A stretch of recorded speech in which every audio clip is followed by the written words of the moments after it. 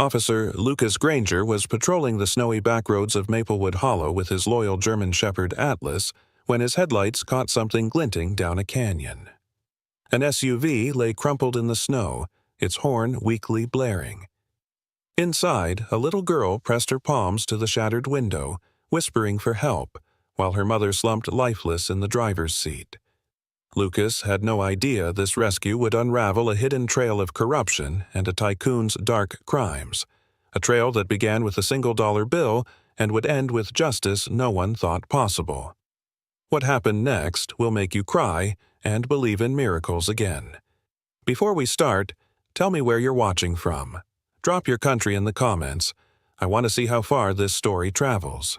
Maplewood Hollow was the kind of town that whispered in winter, not spoke. Nestled against the lower ridges of the Sierra Nevada mountains in Oregon, it wore the snow like an old secret, quiet, stubborn, and unrelenting. That night, the temperature had dropped below 10 degrees Celsius, and the roads had turned to black ice long before midnight struck. Officer Lucas Granger, 38, steered his patrol SUV slowly along the winding back road known as Hawthorne Curve, his gloved fingers light on the wheel. He was tall, clean-shaven, with a square jaw dusted with 5 o'clock shadow and short dark hair tucked under a Navy patrol beanie. A former Army MP turned sheriff's deputy, Lucas had lived in Maplewood Hollow for 5 years now, keeping his grief quiet and his routines quieter since losing his wife to cancer. He wore his Navy winter patrol jacket with the golden badge sewn tight on the shoulder and boots built for mountain terrain. Beside him sat Atlas, his German Shepherd partner and closest companion since the service. 6 years old, with a sable and black coat, ears always alert, and a scar slicing just above his left eye from a raid years ago. Atlas had been retired military K-9 before Lucas adopted him. Since then, they'd been inseparable. 2 soldiers, both scarred, both learning to breathe again. The radio crackled static and then fell quiet. Lucas lowered the volume and leaned forward, squinting through the blur of snow across the windshield. "Not a soul out tonight," he murmured. Atlas gave a low grunt from the passenger seat, his nose twitching. Just as Lucas rounded the last bend before the drop-off to the east ridge, the silence shattered. A sharp, metallic crash, like metal tearing through bark, echoed from below the mountain road. Atlas immediately jerked upright, ears pointed, body stiff with alertness. "What the hell was that?" Lucas muttered, throwing the SUV into park and flipping on the spotlight. He reached across to pull open the glove box and took out his flashlight. Atlas let out a low whine, already pawing at the door. Lucas stepped out into the whipping cold. Snow hit his face like sand, and the wind carried a sharp, acrid tang, burnt rubber and gasoline. Atlas leapt down beside him, nose to the ground, tail stiff. He barked once, short, direct, and then began trotting toward the slope to the right of the road. Lucas followed, his boots crunching through knee-deep snow as he scanned the tree line below. That's when he saw it. Down the embankment, maybe 50 feet off the road and half buried in snow, a set of broken trees flanked the crumpled husk of a silver SUV. Its hood was mangled, steam hissing faintly into the air, and the front wheels still spun slowly, like the vehicle hadn't realized yet that it was done moving. Lucas exhaled hard. Jesus. Atlas barked again, sharper this time. His snout pointed toward the wreckage, then he growled, a deep, unsettled sound. Lucas grabbed his radio. "Dispatch, this is Unit 4. We've got a 10 to 50 down an embankment off Hawthorne Curve. No flames, but severe damage. Requesting medical backup. I'm heading down." The reply crackled back with static. "Copy that, Unit 4. Ambulance en route. ETA, 20 minutes. Lucas didn't wait. With practiced movement, he slung the emergency bag over his shoulder and began sliding down the embankment, bracing against the trees. Atlas bounded ahead, his body low to the ground. As they neared the wreck, the barking stopped. Instead, Atlas whined, soft and urgent. Lucas reached the SUV's driver's side. The glass was shattered. He shone his flashlight inside. A woman sat slumped against the steering wheel, blood trailing from her forehead, one arm twisted awkwardly beneath her coat. Her chest rose shallowly, barely. Snow had already begun drifting through the broken window, covering her lap. In the passenger seat was a small figure, pressed sideways, whispering something Lucas couldn't hear. A little girl, maybe 8 or 9, her face pale, lips trembling, eyes wide with dazed confusion. "Ma'am?" Lucas called out. No response from the woman. He moved to the other side, found the rear door partially unlatched, and forced it open. Atlas stayed close, sniffing around the undercarriage of the SUV, then suddenly recoiled, barking once. Lucas turned. Atlas was snarling at the rear left tire, or more precisely, at the road above. Lucas followed his gaze and spotted deep skid marks on the icy road above, right where the curve narrowed. He traced them with his flashlight. The lines were jagged, unnatural, and ended with an oddly sharp diagonal tear in the snowy embankment. Atlas sniffed again, sneezed sharply, then growled, his "something's wrong" growl. Lucas turned back to the girl. "Hey there, sweetie. My name's Lucas. I'm a police officer, okay? You're safe now." His voice was calm, the kind you use to lead people out of burning buildings or war zones. The girl blinked slowly. "You were very brave to stay still. What's your name?" "Harper," she whispered. Her fingers clutched at something, a small necklace shaped like a silver leaf. Lucas nodded. "Harper, I'm going to get you both out. But I need you to stay very still for me just a little longer, okay?" She nodded faintly. He pulled a heat blanket from his kit and carefully wrapped it around her, checking for major injuries. Just bruises and a shallow cut above the eyebrow. Then he turned back to the woman. Her pulse was weak, but still there. He gently lifted her chin and checked her airway. Clear, but her breathing was ragged. Lucas turned to Atlas. "Go back up. Bring the flare case. Now." Atlas bolted up the hill as if he understood every word. Lucas stayed by the vehicle, one hand on Harper's shoulder, murmuring calming words as the wind howled louder, snow thickening into spirals that danced around them like ghosts. By the time Atlas returned, flares gripped in his mouth, the air had turned colder. Lucas ignited 2, planting them by the roadside above to mark the scene. The ambulance wouldn't get here fast enough. He knew it.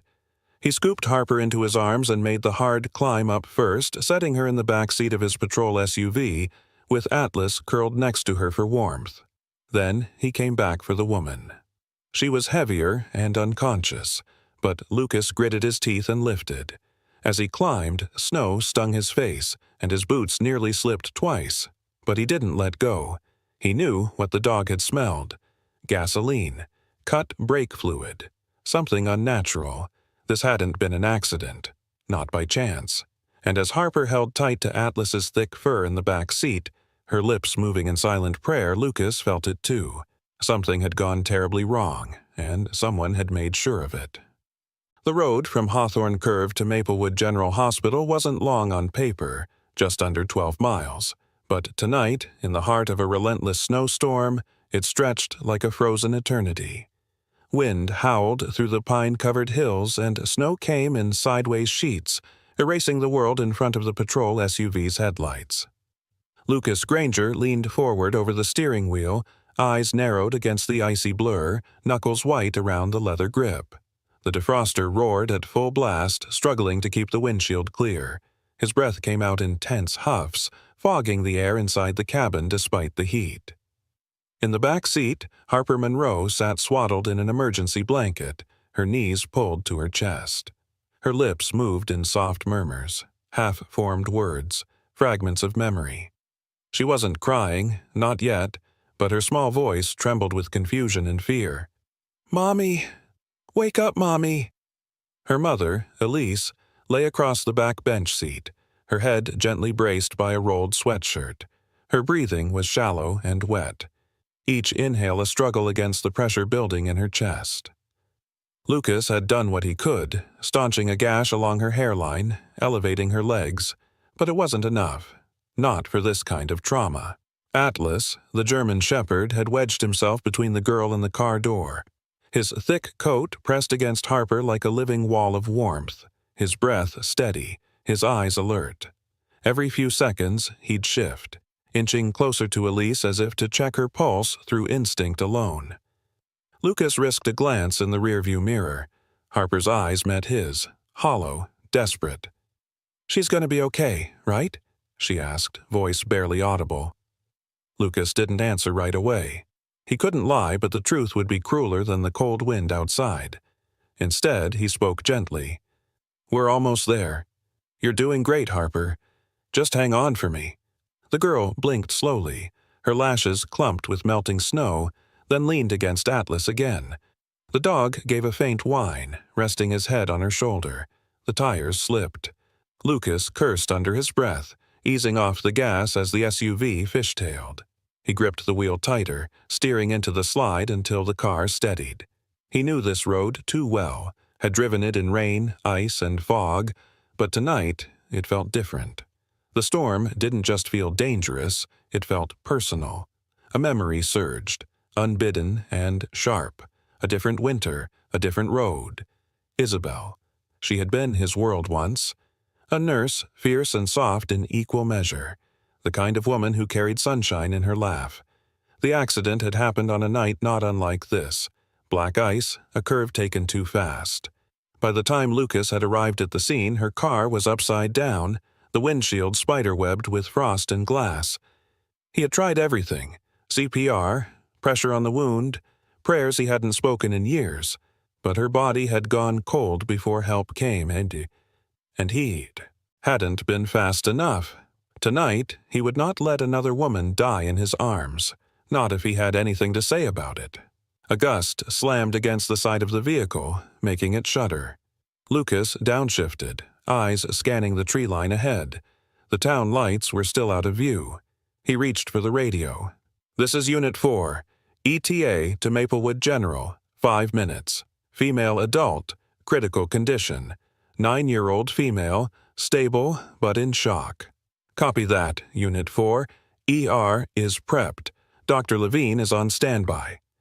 The voice belonged to Nurse Clara Jensen, a woman in her late 50s, silver hair pulled into a bun, known for her blunt efficiency and unmatched compassion. Born and raised in Maplewood Hollow, Clara had worked at the hospital for over 3 decades, weathering every crisis the town had thrown at her. She didn't waste words, but when she said, "We're ready," it meant something. The town's first lights finally broke through the storm, a soft golden haze glowing through the curtain of snow. Lucas pressed the gas just a little harder. Behind him, Harper had gone quiet again. Lucas glanced back.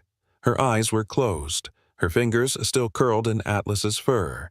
Atlas turned his head and looked at Lucas directly, like he was checking if his partner was still holding it together. He was. Barely. The hospital lot appeared, tire tracks like veins in the untouched snow.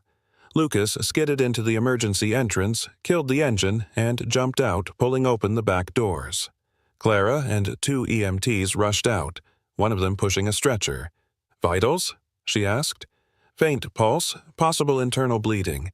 Head trauma. She's been unconscious since the wreck. And the girl? Conscious but freezing. No major wounds. Might be an early hypothermia." Clara nodded sharply. "We've got her. Go." The EMTs moved quickly, lifting Elise with care. Harper began to panic. "No, don't leave her." Clara reached over and wrapped an arm around the girl. "Sweetheart, we're taking care of your mom. Come inside. It's warm, I promise." Harper hesitated until Lucas bent down beside her. "I'll be right there. Atlas, too. We're not going anywhere." That seemed to calm her. She stepped into Clara's arms, and together they disappeared into the hospital's bright, sterile light. Lucas remained outside for a moment, hand on the car door, breath clouding in the frigid air. Atlas stood beside him, tail still, body tense. "She's strong," Lucas muttered, "but I don't know if strong's enough tonight." Atlas didn't move. He just kept watching the door Harper had disappeared through, as if willing it to open again with good news. Then, together, they followed her in. The hall outside room 203 of Maplewood General was silent except for the rhythmic hum of fluorescent lights overhead. Beyond the glass panel of the door, Harper Monroe, only 9 years old, lay curled on a narrow hospital bed. She was wrapped in a soft flannel blanket that barely moved with each shallow breath. Her face, pale and swollen from crying, was turned toward the wall. The IV in her arm dripped steadily, feeding her what she refused to eat. Her small hands clutched a stuffed rabbit that had been brought in from the wreck, the only thing salvaged from the back seat. Across the room, sitting on a visitor's chair by the window, Officer Lucas Granger rubbed a tired hand over his face. His Navy patrol jacket was folded across his lap, his boots still wet with melted snow from the rescue. For the past 2 hours, he hadn't left Harper's side. She hadn't spoken since they told her. Elise Monroe, age 34, a senior accountant who had moved to Maplewood just 6 months prior, had been pronounced dead upon arrival in the trauma ward. The ER team, led by Dr. Maya Thorne, a tall, composed woman in her early 40s with ash-brown curls and steady hazel eyes, had tried everything: compressions, injections, intubation.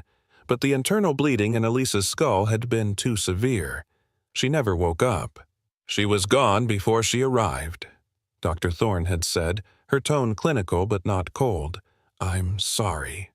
Harper had heard those words, but she didn't scream, didn't fight.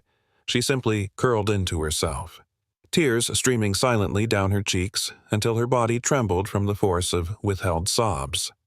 Lucas had seen grief before, in combat zones, on back roads, in hospital wings, but this kind, silent and bottomless, carved deeper than most. Atlas lay on the floor beside Harper's bed, his head resting against the leg of the mattress. The German shepherd hadn't moved for over an hour. Occasionally, he would raise his eyes and let out a soft, sympathetic whine. Harper didn't respond, but she didn't push him away either. A light knock on the door broke the stillness. Nurse Clara Jensen, silver-haired and wide-shouldered in her powder-blue scrubs, peeked in, her face tight with fatigue. "She still hasn't eaten," she said quietly to Lucas. "I know," he replied. "She's not ready." Clara stepped in, carrying a plastic bag of Elise's personal belongings. "We finished processing her effects. Figured you'd want to go through it, since CPS won't be here until morning." Lucas stood and took the bag, nodded his thanks, and waited until Clara stepped back out. He sat again, carefully setting the bag on the floor and opening it. Inside were the usual items: a cracked phone, a makeup case, wallet, a folded reusable grocery bag. But as he removed Elise's heavy winter coat, Atlas suddenly sat up. The dog sniffed the air, then stood and moved to Lucas, nose twitching as he nudged at the coat. "What is it, boy?" Atlas barked once, not loudly but firmly, then scratched at the side pocket. Lucas raised an eyebrow. He unzipped the pocket, feeling inside. At first, it seemed empty. Then his fingers brushed something thin and flat, nearly invisible between the fabric layers. He pulled it out, a single dollar bill, neatly folded, brittle with cold. Wrapped inside was a plastic zip sleeve containing 3 pages of paper, folded twice. Handwriting, dense and meticulous, covered the front of the first page. Lucas scanned the top line, his brows furrowed. Transaction summary: Internal audit, Morley Corp., 2022. He flipped to the second page. There were figures, dates, references to offshore accounts. The third page contained a handwritten note: "If anything happens to me, this is the truth. E.M." Lucas swallowed hard. Morley Corp. He'd heard the name. Everyone in town had. Vincent Morley, the so-called gentleman tycoon of Maplewood, ran the region's largest logistics and freight company. He sponsored local events, donated to charities, and shook hands like a man who paid attention. But this wasn't charity. This was fraud, and Elise had known it. Atlas gave another low bark and returned to Harper's bedside. Lucas sat in silence for a moment, the papers trembling slightly in his grip. Harper shifted at last. She rolled toward Atlas and reached out a shaking hand. Her fingers found his fur and buried themselves deep in the warmth. "I don't want her to be gone," she whispered. "She said we'd be okay. She promised." Lucas crouched beside her, lowering his voice. "She did everything she could to protect you, Harper, and I think she left something behind so you wouldn't be alone in this." Harper looked at him for the first time. Her eyes were red-rimmed, but there was clarity behind them now. Why did she have $1 in her coat? "I think it was her way of hiding something important," Lucas said gently. "Something that might help us understand why this happened." Harper pressed her cheek to Atlas's head. He knew. Lucas nodded. "He always does." Outside the hospital window, the storm had begun to ease. Snow still fell, but softer now, gentler. The kind of snow that buried things not in anger, but in silence, in memory. Lucas folded the documents back into the sleeve and slipped them into his inside jacket pocket. Whatever Elise Monroe had stumbled onto, it hadn't been an accident. And now, the only person left to finish what she started was the little girl clinging to his dog for warmth. Lucas sat alone in the hospital's family room, the kind with fake plants, dim lighting, and couches that sank a little too deep. The hour was late, past midnight, but he hadn't left. Across the hall, Harper finally slept, exhausted beyond tears. Atlas was curled at the girl's bedside like a silent guardian, his eyes closing only when hers did. Lucas spread the 3 pages of documents on the small coffee table in front of him. A warm cup of burnt hospital coffee steamed nearby, untouched. The folded dollar bill lay flat beside the papers, its surface faded and creased with time. Written in ink, barely legible now, were 7 haunting words. "If anything happens, this is the truth." He traced the handwriting with a finger. The documents were precise, typed summaries of internal account transfers signed under the company header of Morley Logistics Corporation, one of the largest freight and supply chain firms in Oregon. The numbers told a clear story to someone who knew how to read them. Money shifted in and out of shell companies, tax shelters listed under fabricated names, wire transfers routed through offshore accounts. There were also scribbled notations in Elise Monroe's handwriting. "Derek warned me about this," and later, "need to find a way to prove it." Lucas leaned back. He remembered hearing about Morley Logistics on the local news. Their sleek green and white trucks ran up and down the Pacific Northwest like veins. The man behind it all, Vincent Morley, was more myth than human in this part of the state. Morley was in his 60s, tall and lean, with silver hair combed back to perfection and a wardrobe that never dropped below Italian wool. He gave speeches at the Chamber of Commerce. He donated to Christmas toy drives. But Lucas also remembered whispers, women leaving the company suddenly, payroll irregularities, and the disappearance of Derek Monroe, Elise's husband, a year earlier. Derek had worked as a senior internal auditor, a meticulous man according to Elise's brief work file. He'd filed several official concerns before abruptly going on leave and never returning. Now Elise was dead, and she had clearly been digging deeper. Lucas stood and paced the small room, hands on his hips. The air was thick with the scent of disinfectant and unease. He had no jurisdiction to investigate a corporate giant. This was beyond a local patrol officer's scope. But something about Elise's quiet desperation, hiding documents in a dollar bill, holding them even as she died, told him she trusted no one else. He couldn't ignore it.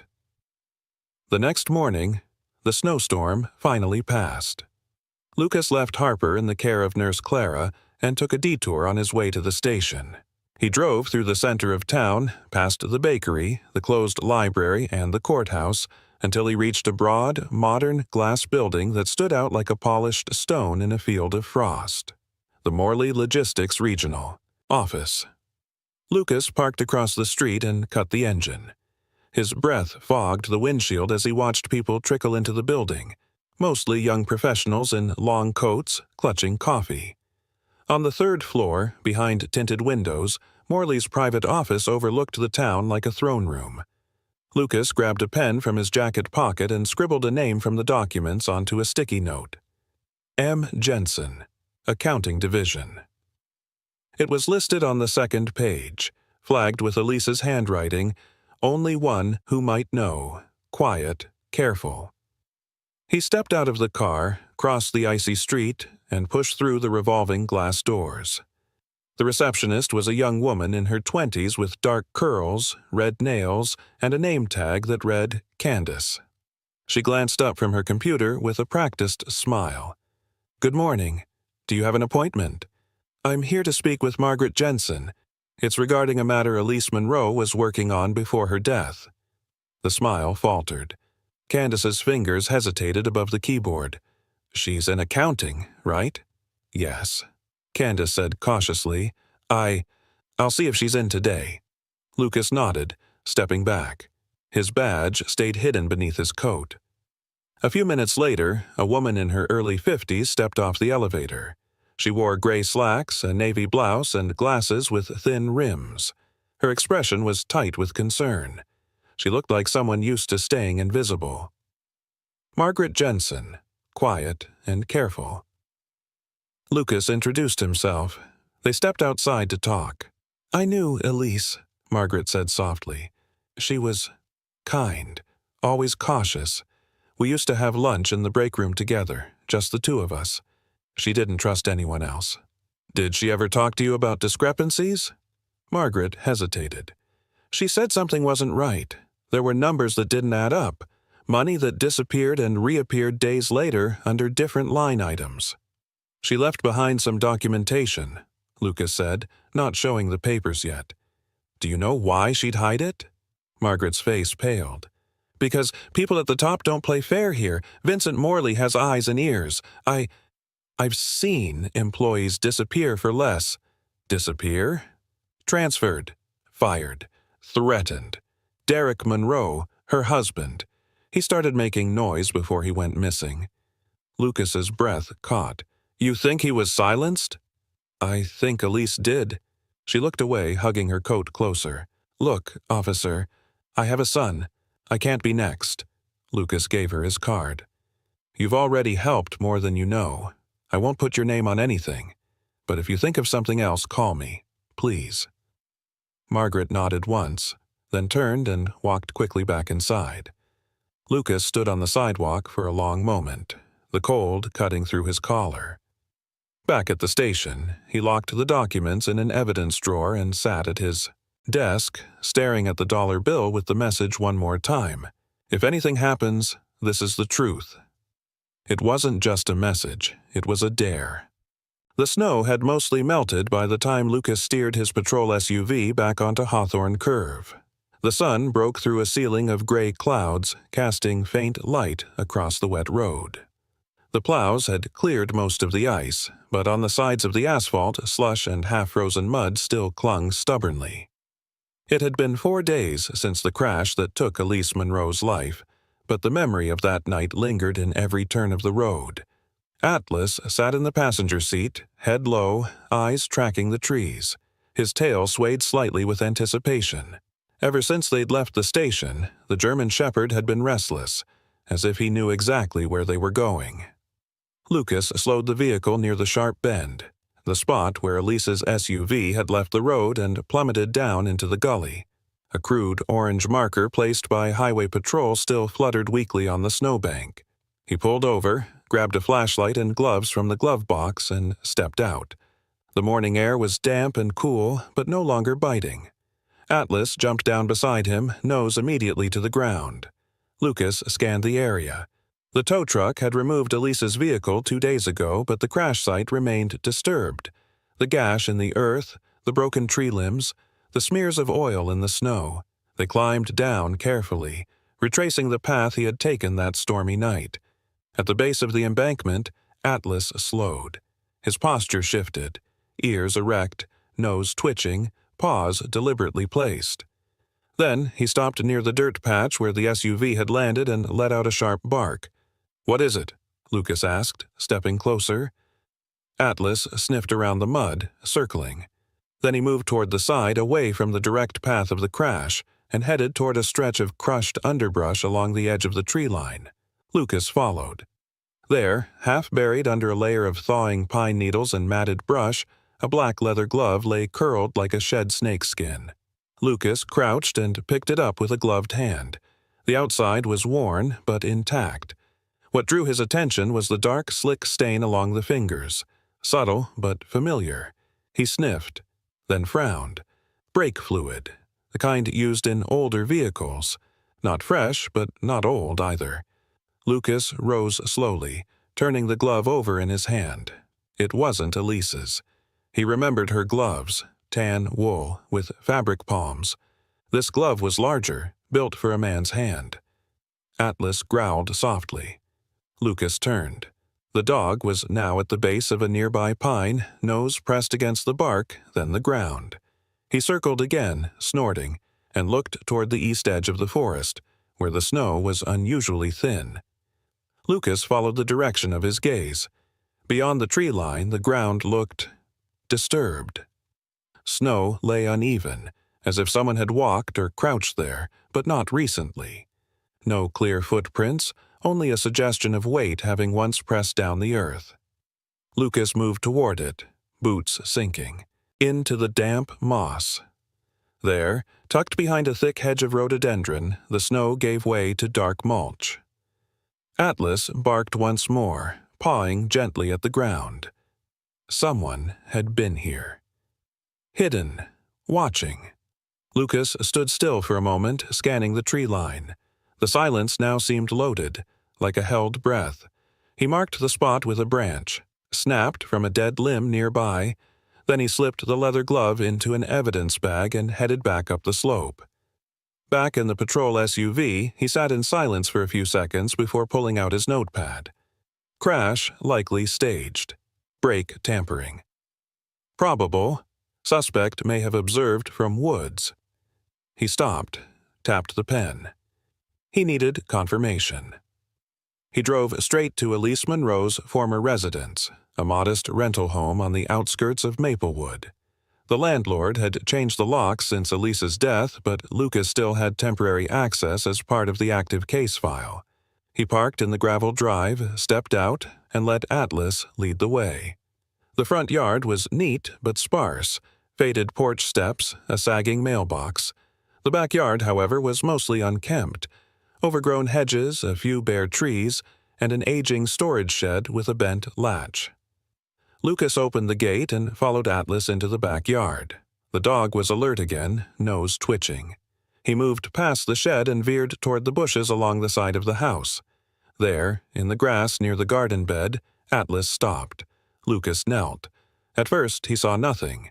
Then a faint glimmer of black tucked just under a shrub. He pulled out a second glove, matching the first, also stained, also slick with the faint residue.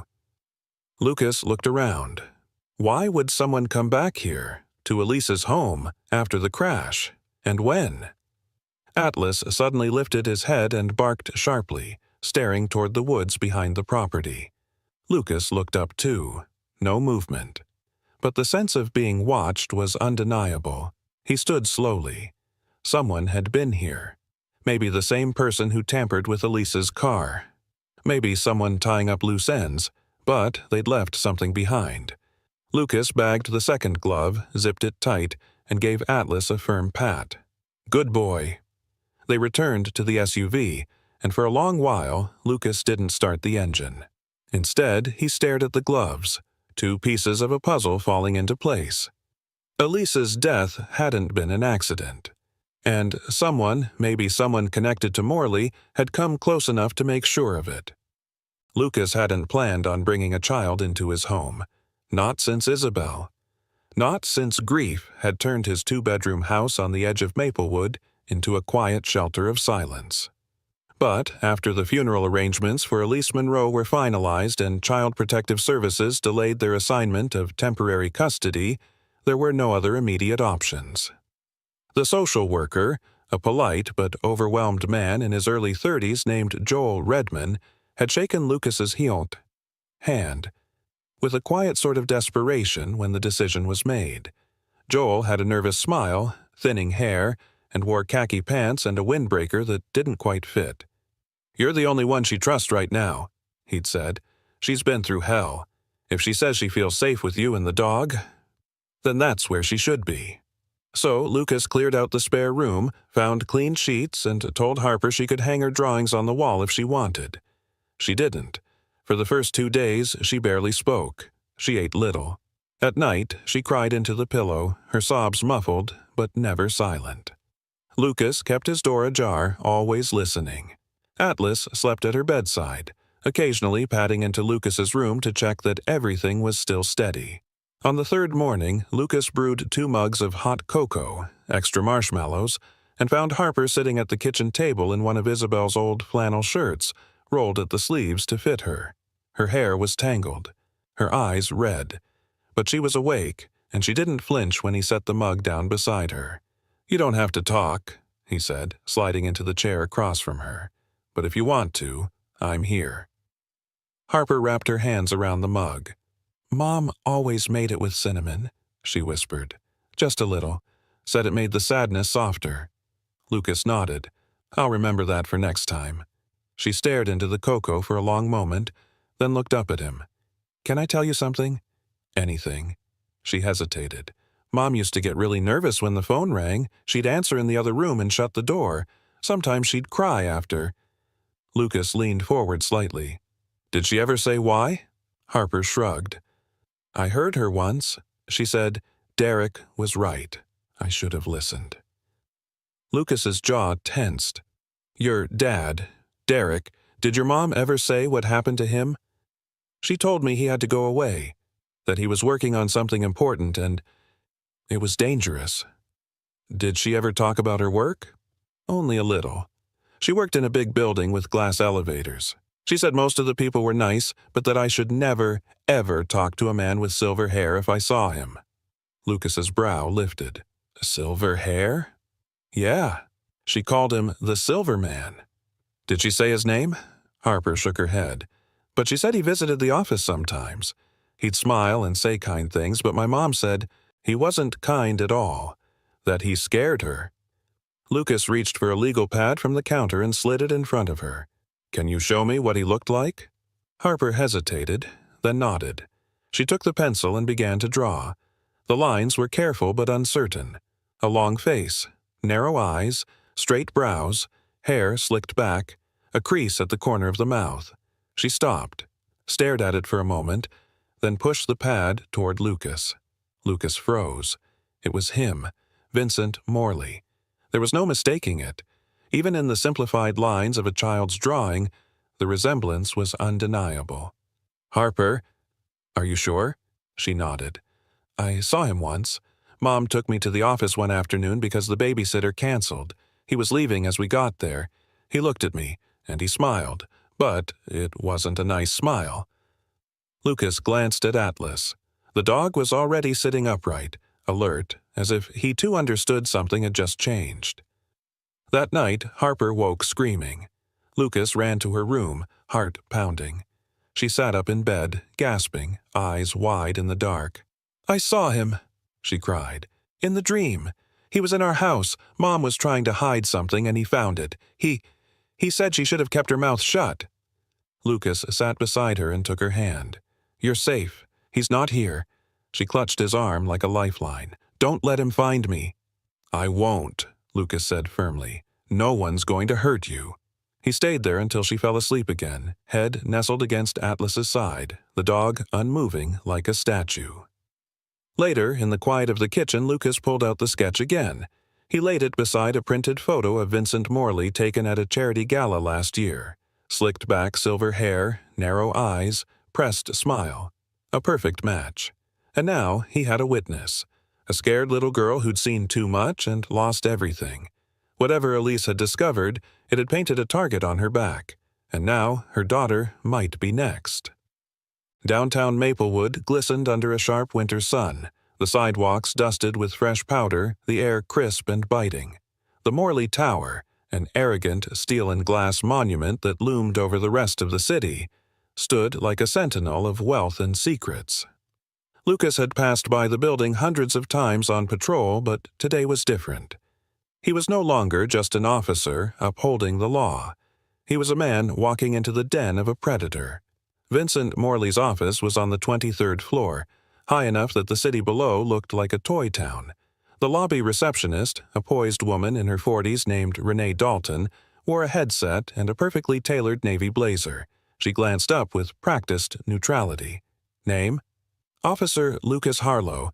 I'd like to speak with Mr. Morley regarding a recent investigation. Renee blinked, but didn't ask further. She tapped into her monitor, then picked up her phone. Mr. Morley will see you. Conference room B. Lucas nodded and moved toward the elevators. Atlas padded silently beside him. Leash looped lightly in Lucas's hand.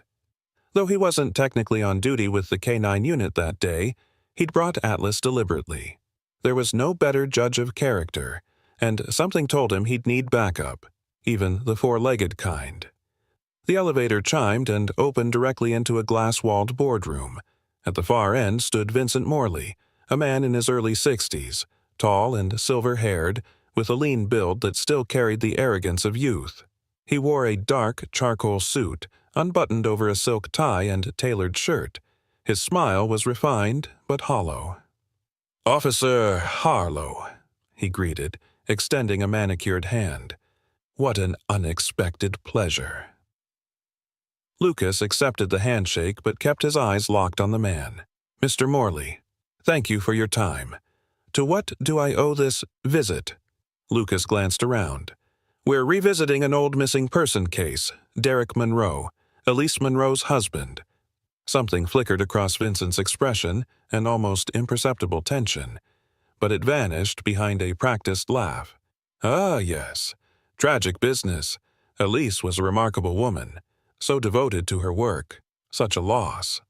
"You worked closely with her?" "Not directly. She was in the finance division, but occasionally our paths crossed." He gestured to the sleek black leather chairs. "Please, have a seat." Lucas remained standing. Atlas, however, took 2 steps into the room and immediately stopped. His ears perked, his eyes narrowed. Then he growled, low and sharp. Vincent stiffened, then laughed again, forced this time. "I see your dog doesn't like me." "He's usually a good judge of character," Lucas replied evenly. The tension in the room thickened. Vincent walked toward the coffee bar at the side. "I hope you're not accusing me of something, officer." "Not at all. Just gathering information.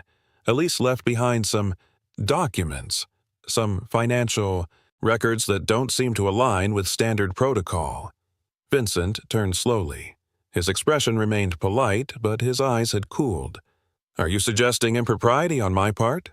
"I'm just suggesting that perhaps Elise had concerns, and maybe those concerns are connected to her husband's disappearance, or her accident." Vincent's jaw tightened, but he smiled again. "Officer, if you're suggesting that I'm not suggesting anything yet," Lucas cut in, "but I do intend to follow every lead, including this one." Vincent set down his coffee cup, walking back toward the table. "Let me be perfectly clear, officer. I have nothing to hide. You're welcome to investigate. But I suggest you tread carefully. This city runs on more than just law. It runs on relationships, and some things are better left buried." Lucas didn't blink. "We'll see about that." He turned to leave, but not before brushing a hand against the underside of Vincent's briefcase, where his small, magnetic GPS tracker was already attached. A backup tracker had also been discreetly slipped under the rear bumper of Vincent's car in the parking garage, courtesy of a little sleight of hand while entering the building. As Lucas opened the door, Vincent called after him. "Do tell Harper that I'm sorry for her loss. She was always such a lovely child." Lucas froze. "I never said her name," he said quietly. Vincent smiled without answering. They left in silence. As the elevator descended, Atlas remained rigid beside Lucas, eyes still trained on the door above. "You felt it too, didn't you?" Lucas murmured. Atlas let out a low, sharp whine. Back at the patrol SUV, Lucas activated the tracking feed from his phone. The dot representing Vincent Morley blinked into existence. "Let's see where you go when you think no one's watching," he muttered. He climbed into the driver's seat, glanced at Atlas in the rearview mirror, and drove. Snow had begun to fall again in Maplewood, softer this time, as if the sky whispered a warning rather than shouting it. Lucas sat at his dining table, staring at the blinking dot on his phone. The tracker hidden on Vincent Morley's car had led him to a gated estate in the outskirts, but it hadn't moved in nearly 3 hours. He had submitted the coordinates to a confidential internal investigation unit, but something about the stillness unsettled him. Across the room, Harper lay curled on the couch under a thick blanket, her small frame nearly swallowed by the fabric. Atlas lay beside her, his head resting protectively near her knees. The German shepherd hadn't left her side since Elise's funeral. Lucas stood, stretched, and moved to check the backyard through the kitchen window. The floodlight triggered, revealing nothing but falling snow and the edge of the woods. Still, he felt it again, that crawling sensation across the back of his neck. He stepped out onto the porch with a flashlight. "Atlas!" he called softly. The dog rose instantly, alert, ears erect. Lucas swept the beam across the snow, and then he noticed it. One of the motion-activated security cameras on the fence post had been smashed. Glass shards glinted on the ground below it. His breath clouded in the cold. "Someone's been here," Atlas growled, a low and dangerous warning. Suddenly, a rustling came from the side yard near the tool shed. Lucas dropped to a crouch and drew his sidearm, holding the flashlight steady. Atlas barked, then bolted toward the noise, his paws silent over snow. Lucas followed, rounding the corner just in time to see Atlas leap and tackle a figure cloaked in black. A man, average build, maybe early 40s, hit the ground with a muffled thud. "Don't move!" Lucas shouted, aiming his weapon. The man didn't resist. All right, he shouted back, shielding his face from Atlas's teeth. Lucas kicked the man's weapon away. It had fallen beneath the shrubs, and quickly cuffed him. Under the porch light, the man's features became clear. Late 30s, white, gaunt from stress, wearing a ski mask pulled halfway up, black cargo pants, and a thermal jacket soaked with melting snow. Lucas pressed him against the shed wall. "Who sent you?" The man gritted his teeth, staying silent. Lucas yanked the man's phone from his inner pocket. No lock. First mistake. He swiped quickly. Maps. Open. A dropped pin. Lucas's house. Then, worse, a photo of Harper taken at the supermarket 2 days ago, followed by a handwritten itinerary. Mon Wed. School 9 a.m. 3 p.m. Thurs therapy 10 a.m. Lucas patrol 7 p.m. 3 a.m. His blood ran cold. Atlas let out a deep growl. Harper was a target. Lucas grabbed the man by the collar. "Who are you working for?" "Vincent Morley," the man finally croaked. He paid me to keep tabs. Just surveillance, I swear." Lucas shoved him harder. "Don't lie to me. Why? Destroy the camera? Why sneak around my house?" The man looked away. "Because he thought the girl knew something, that Elise told her. He didn't want anything left behind. Said he had to clean up the mess." "You were here to hurt her. I didn't touch her. I didn't even get close, I swear." Lucas tightened his grip. "But you would have." The man didn't answer. Sirens sounded in the distance. Lucas had called it in silently via the app on his smartwatch while interrogating him. A sheriff patrol unit arrived moments later. 2 deputies emerged. One of them, Deputy Carla Reyes, a seasoned officer in her 50s with a sharp gaze and clipped salt-and-pepper hair, took the man into custody. Her uniform was buttoned tight against the cold, and she moved with the no-nonsense efficiency of someone who'd seen too much in her years on the force. "What's this about?" she asked Lucas quietly. "I'll explain everything," he said, handing over the phone. "You'll want to see the files. It confirms everything. Morley's scared. He's desperate. He sent someone to silence a child." Reyes' jaw clenched. He just crossed the line. Inside the house, Harper stood by the window, pale and shaking. She had seen the red and blue lights, and even through the glass, her fear was visible. Lucas came in and knelt beside her. "You're safe," he said gently. "He's gone. He can't hurt you." Harper didn't answer, but she wrapped her arms around Atlas's neck and began to sob. Lucas stayed with her until she fell asleep again, clutching the dog like a life raft. He glanced at the crumpled itinerary again. This wasn't a warning, it was war, and Morley had just fired the first shot. Morning broke gray and cold over Maplewood. The snow had hardened into a thin crust overnight, and every breath hung in the air like smoke. Lucas stood at his kitchen counter, pouring coffee he wouldn't drink. The house was quiet except for the faint hum of the heater and the steady rhythm of Atlas's paws pacing near the window. The German shepherd had been restless since dawn, as if he too sensed what was coming. On the couch, Harper slept under a patchwork quilt, her small hand still clutching the stuffed bear Lucas had found in the wreckage of the car. She looked peaceful now, peaceful in a way only exhaustion could bring. Lucas knew that peace wouldn't last long once the storm outside began. He opened his laptop. Dozens of folders glowed on the screen. Photos, scanned documents, bank transfers, statements, all tied to one man: Vincent Morley. Lucas had spent most of the night piecing them together with the help of Deputy Carla Reyes and an agent from the Federal Task Force, Agent Nora Callan. Nora was in her late 30s, tall, mixed heritage with sharp cheekbones and thoughtful eyes that missed nothing.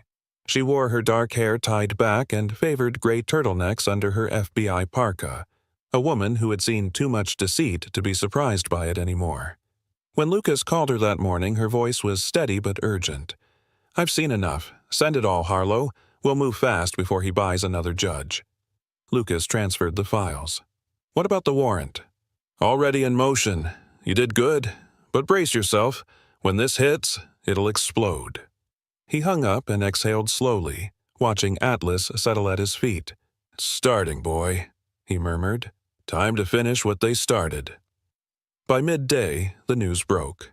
Every local station, every feed on social media, every headline carried the same name: Vincent Morley, under investigation for fraud and harassment. It wasn't just about taxes and shell companies anymore, it was about people. Victims. One by one, they began to come forward. Women from the company's accounting department. Former assistants, a few junior executives.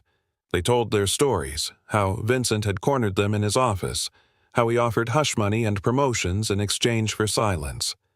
One of the women even mentioned Elise Monroe. "She tried to report him," the woman said tearfully on camera, and then, "Her husband went missing. A few months later her car crashed. None of us believed it was an accident." Lucas watched from his living room, his hands clenched. The truth was finally clawing its way into daylight. Later that afternoon, Agent Callan arrived in person, her SUV crunching through the icy driveway. She carried a folder thick with fresh reports. Lucas met her at the porch. "We got the warrant," she said, breath misting. "FBI and state police will hit Morley's mansion tonight. But there's more." She flipped open the folder. Inside were crime scene. Photos, damp soil, unearthed wood, a decomposed wedding ring. Search team found something in the woods, near a marked burial site. Lucas frowned. "A body?" "Male. Forensics confirmed dental records. Derek Monroe." He felt a chill that had nothing to do with the weather. "Where?" "Behind Morley's old hunting cabin. Looks like he was poisoned. Traces of cyanide in bone tissue. Someone buried him under a fake name." Lucas closed his eyes briefly. She was right. Elise knew. "She did," Nora said softly, "and she died for it. But her evidence, those files you sent, it ties everything together. Fraud, bribery, sexual coercion, murder. It's over for him." Inside, Harper woke to the low murmur of their voices. She walked into the doorway, rubbing her eyes. "Is it about my mom?" Lucas crouched down to meet her gaze. "Yes, sweetheart. We found out who hurt her. And your dad, too." Her lips trembled. "He's gone, isn't he?" Lucas nodded slowly. "He is, but he didn't just disappear. He tried to protect your mom. And now, we'll make sure everyone knows what he did." Harper leaned forward, burying her face against Atlas's neck. The dog whined softly, wrapping his head protectively around her shoulder. Agent Callan placed a hand on Lucas's arm. "We'll take her to a safe house tonight, somewhere Morley's people can't reach. The Bureau's arranging round-the-clock protection." Lucas hesitated. "She'll be scared." "Then go with her," Callan said simply. "You're the only one she trusts." That evening, as dusk settled and snow began to fall again, Lucas packed a small bag, Harper's drawings, her bear, and Atlas's leash. Outside, patrol cars rolled by, a quiet show of force in the shadows. Before leaving, Lucas glanced at the old photos still pinned to his board, Elise smiling beside her husband, the family before the tragedy. He whispered under his breath, "We'll finish what you started." Later that night, news footage showed federal agents escorting Vincent Morley out of his mansion in handcuffs. Cameras flashed, reporters shouted questions. The tycoon who once ruled Maplewood now looked small, his face pale under the cold lights. As he was led past the crowd, a voice from a nearby reporter called out, "Mr. Morley, did you kill Derek Monroe?" Vincent's mask cracked for just a moment. His eyes narrowed, rage flickering behind the facade. But it didn't matter anymore. At a safe house on the edge of the city, Lucas sat near the fire with Harper asleep on the couch beside Atlas. The girl's breathing was steady now, deeper, calmer. For the first time since the crash, there was no fear in her face. Agent Callan stood by the window, speaking softly into her radio. "He's in custody. Charges confirmed. Good work, everyone." When she hung up, she turned to Lucas. "It's done. Justice will take it from here." Lucas nodded. Justice took too long, but it came. He looked down at Harper, then at Atlas, who met his gaze with quiet loyalty. "We keep her safe, no matter what." Snow kept falling outside, covering Maplewood in white silence. A new beginning over the scars of what had been buried.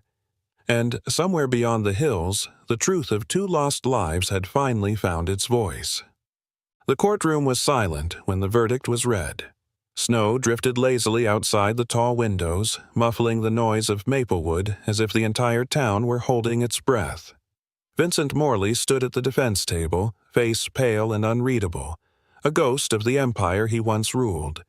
His suit, immaculate as ever, couldn't hide the tremor in his hands when the judge's gavel fell. On all counts, financial fraud, obstruction of justice, harassment, and conspiracy to commit murder, the defendant is found guilty. Vincent's lawyer sank into his chair. The crowd behind the rail erupted in murmurs, flashes from reporters' cameras lighting up the marble walls. "Sentenced to life imprisonment without parole," the judge continued, her voice steady and cold. Lucas watched from the back row, his badge clipped to a dark gray suit. He didn't smile. There was no victory in justice, only the quiet relief of something long overdue. Agent Nora Callan stood beside him, arms crossed, her expression calm but resolute. "It's done," she said under her breath. Lucas nodded. "For Elise, for Derek, and for Harper," Nora added softly. That afternoon, the courthouse steps were blanketed in reporters, microphones thrust toward anyone who looked remotely involved. Lucas kept his head low, guiding Harper through the crowd. She was small beside him, bundled in a navy coat and knit scarf that nearly swallowed her face. Her hazel eyes were distant, her steps slow. At 12 years old, Harper Monroe had already seen more loss than most could bear. Weeks of therapy had helped her sleep again, but the shadow of grief still clung to her shoulders like a heavy coat. Waiting by the car was Anna Caldwell, Elise's older sister, a woman in her late 30s with gentle eyes and the same dark auburn hair that Elise once had. She worked as a nurse in Oregon and had flown in as soon as guardianship papers were approved. Her wool coat was simple, her hands worn from long hours of care, but her presence radiated quiet strength. Lucas extended his hand. "Miss Caldwell, I'm glad you made it safely." Anna smiled faintly. "Please, call me Anna. I can't thank you enough for everything you've done. Harper told me you saved her more than once." Lucas shook his head. "She saved herself. I just helped her find the light again." Anna crouched to meet Harper's eyes. "Are you ready to go, sweetheart?" Harper looked from her aunt to Lucas, then down at Atlas, who sat obediently by her side. The German shepherd's fur gleamed under the afternoon light, his amber eyes fixed protectively on the girl. Harper wrapped her arms around his neck, pressing her face into his thick fur. "You were my hero," she whispered. "You and Officer Lucas both." Atlas gave a soft whine, tail thumping once against the ground. Lucas crouched beside them. "He'll miss you, you know." "I'll miss him more." Harper reached into her backpack and pulled out a folded piece of paper. "I made this for you." Lucas unfolded it carefully. It was a drawing. 3 figures standing beneath a blue sky. A man in a police uniform, a little girl holding his hand, and a large German shepherd at their side. Above them, written in neat, childish letters, were the words, "We found home." He felt a lump rise in his throat. "It's beautiful, Harper." "Promise you won't forget us," she said, voice trembling. "I couldn't if I tried." Anna gently placed a hand on Harper's shoulder. "It's time, honey." Harper nodded, her eyes glistening. She hugged Atlas one last time, her small fingers buried in his fur as if anchoring herself there. Then she let go. As the car pulled away, Lucas stood in the snow beside Atlas, watching the taillights fade into the distance until they disappeared entirely. For a long moment he said nothing. Then he looked down at the dog beside him. "Well, partner," he murmured, "looks like it's just us again." Atlas nudged his hand, as if to say that was enough. Days later, the town gathered at Maplewood Cemetery for a quiet memorial service. The sky was overcast, the air heavy with the scent of pine and melting snow. 2 headstones stood side by side, Elise Monroe and Derek Monroe, finally reunited in peace. A small crowd of townspeople and colleagues attended, many of them women who had once worked under Morley's shadow. Lucas stood near the front, Atlas sitting quietly at his heel. Nora Callan joined him, dressed in black, her face solemn. "After everything," she said softly, "they can finally rest." Harper stepped forward from the small group beside her aunt. Her voice trembled as she unfolded a small note. "My mom used to tell me that people don't really leave us," she began. "They just become part of the light." She paused, looking toward the sky. "So this is for them." She read in a clear, soft voice, "They do not leave. They leave their light in hearts that hold them through the night. And when we walk, though miles apart, we carry them inside the heart." When she finished, the crowd was silent. Even the wind seemed to still. Lucas felt something shift inside him, something quiet, like ice thawing after a long winter. After the ceremony, Harper placed a single white lily between the 2 headstones. Then she turned to Lucas with a faint, brave smile. "They'd want you to be happy too." He smiled back, though his eyes were damp. Maybe someday. That night, back at his home, Lucas sat by the fire. The house no longer felt as empty. On the mantel sat Harper's drawing, framed beside his badge. Atlas lay stretched out on the rug, his head resting on his paws. The soft crackle of the flames filled the room with warmth. Lucas reached down to scratch behind the dog's ear. "You did good, Atlas," he said quietly. "You brought her home." Atlas lifted his head, ears twitching, and gave a soft shabble bark as if agreeing. Outside, snow fell gently over Maplewood once more, wrapping the small town in a fragile calm. Justice had been served, but more than that, something broken had been mended. And as Lucas watched the firelight dance across the framed drawing, he realized that for the first time in years his heart no longer ached with loss. It beat with hope. Sometimes miracles do not come with thunder or light from heaven. They arrive quietly, in the form of people and creatures placed in our path by God. A child's courage, a faithful dog's loyalty, and a weary officer's compassion became the hands through which justice was restored and broken hearts began to heal. This story reminds us that even in our darkest hours, the Lord never abandons us. He sends strength through love, hope through kindness, and light through those who choose to do good. Elise and Derek's story was not one of loss, but of redemption, because through Harper and Lucas, God turned pain into purpose. If this story touched your heart, share it with someone who needs to be reminded that faith still moves mountains. Leave a comment below and now tell us what part inspired you most. And if you believe that every act of love is a miracle from God, type Amen in the comments. May God bless you and your family with peace, courage, and the light to see the miracles that surround you every day. Subscribe for more stories that keep faith, love, and hope alive in our hearts.